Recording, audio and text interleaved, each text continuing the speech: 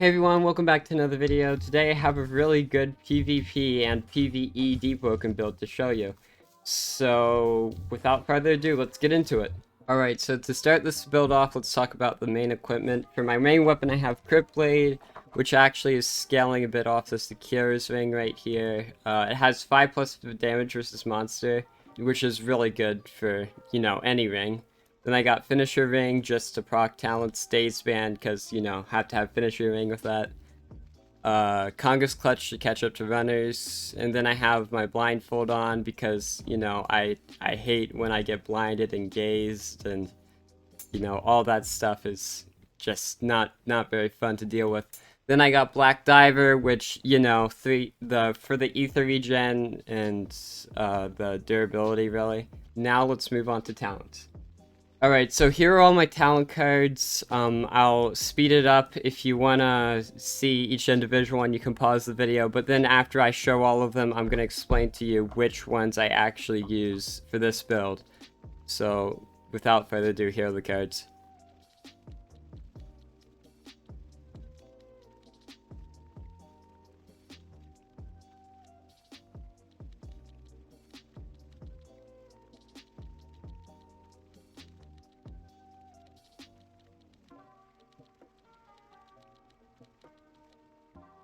Alright, so for the cards I actually use, some of these aren't essential, so I'm going to say which ones I use but aren't essential.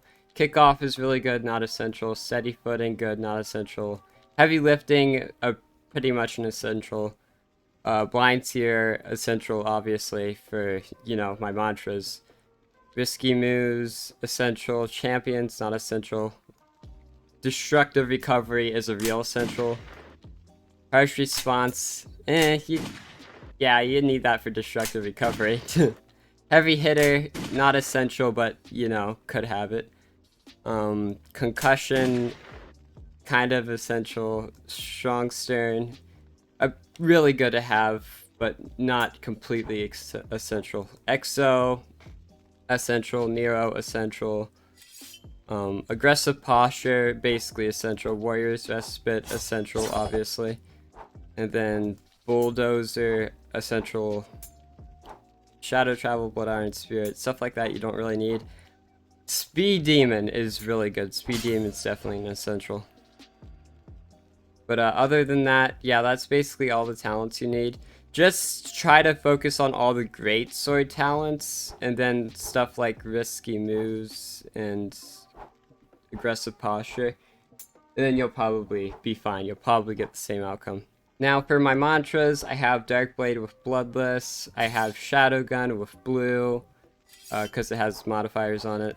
Strong Left, Bloodless. Shadow Salt, Blue, because of modifiers.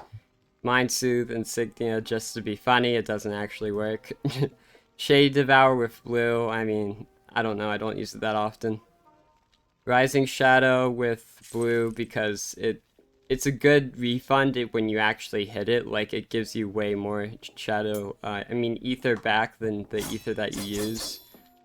Shadow Eruption with Bloodless, obviously. Shadow Eruption is like my main form of attacking, with the mantras at least. And then Tranquil Circle with Blessed because, you know, get that refresh real fast. Now let's probably move on to the summary. Right here, 453 health. I mean, everybody with the 700 health builds, I'm sorry, this is such a big disappointment. Bro, just locate your F key and you'll be fine. And I also have like 34 physical armor, so like I'm good. I have 25 posture, which it does like really good against people who just try to instantly break me, unless they have stone. But, you know, stone always instantly breaks you. Anyways, that's about it for the summary. Let's kind of move on to other things. Alright, so why we need destructive recovery so much is because of the 0.25 in lag, and the true punishment you can get for simply just parrying, playing the game correctly. So, here we go. See? Just like that, already posture broken. And that's just from parrying. He had no posture before. 4 hits and he was posture broken. So that's why destructive recovery is so great. Anyways, on to the next thing. For my bell, I just have, you know, Its payback beam version, you know, always good to have.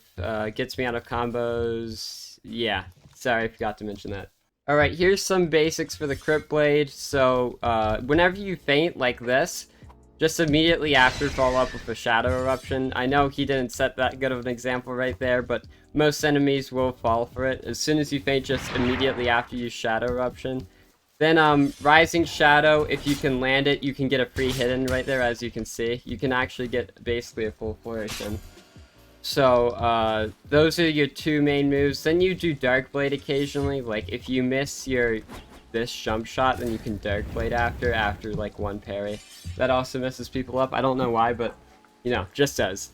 One more thing I wanted to show you guys before we move on to some PvP clips is my stats. I have 40 strength for Showstopper, that's what's happened to that. 40 fortitude for Exo.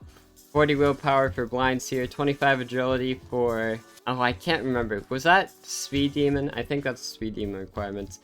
100 Shadow Cast because, well, my weapon mainly scales off of Shadow Cast. 80 Heavy Weapon because my weapon doesn't scale off of Heavy Weapon as much as it does Shadow Cast. Like, it's only, like, maybe a quarter of the scaling or less. So yeah, Heavy Weapon really isn't that important, and that's why I could get some extra points to willpower for Blind Seer, which was definitely worth it. So yeah, now we're gonna move on to some PvP clips.